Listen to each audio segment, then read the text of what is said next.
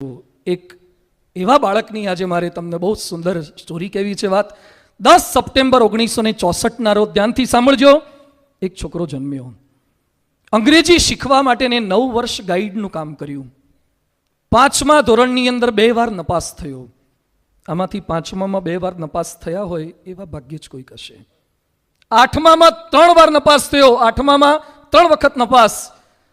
અને કોલેજની એન્ટ્રન્સ પરીક્ષા આપવા ગયો તો 3 વખત નપાસ. કોલેજની એન્ટ્રન્સમાં 3 વખત નપાસ. હાર્વર્ડ યુનિવર્સિટીમાં એપ્લાય કર્યું, 10 વાર રિજેક્ટ.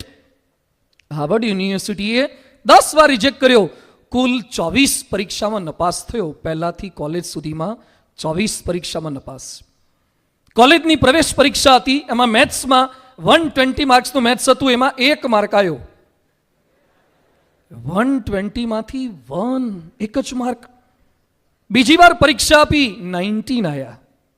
ત્રીજી વાર પરીક્ષા આપી 89 આવ્યા.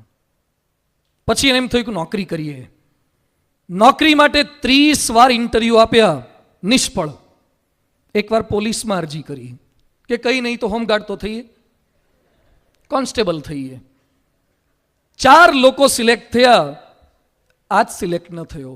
એને એમ કીધું કે તારી હાઈટ નથી, તારું કદ બરાબર નથી. એને એમ થયું પોલીસમાં કામ નહીં મળે તો એના શહેરની અંદર 1986માં KFC ખુલ્યું, સ્ટોર KFC.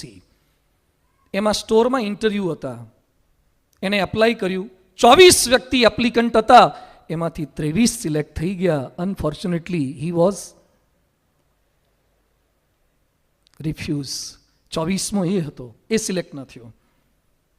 પોલીસમાં ના પાડે, KFCમાં ના પાડે, નાની દુકાનમાં ના પાડે. હવે શું કરતો હશે એ માણસ જેને બધેથી રિજેક્ટ થયો હોય? એ વિચારો ક્યાંક ભૂંગળા બટાટાની લારી ખોલીને બેઠો હશે, સમોસાની લારી હશે, ચાપડી ઊંધિયાની દુકાન હશે. એ માણસ અત્યારે બિઝનેસ કરે છે અને એની વાર્ષિક આવક છે $40 બિલિયન. $40 બિલિયન. એણે હમણાં હોંગકોંગની અંદર મકાન લીધું છે. એના મકાનની કિંમત ધ્યાનથી સાંભળજો. એણે મકાન લીધું, મકાનની કિંમત છે $200 મિલિયન. 1300 કરોડ રૂપિયાનું મકાન એણે લીધું છે. 1300 કરોડનું મકાન.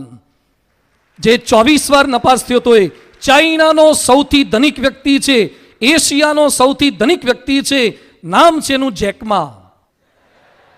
અલીબાબા ગ્રુપનું નામ સાંભળ્યું ને? અલીબાબા ગ્રુપનો પ્રેસિડેન્ટ છે, ઓનર છે.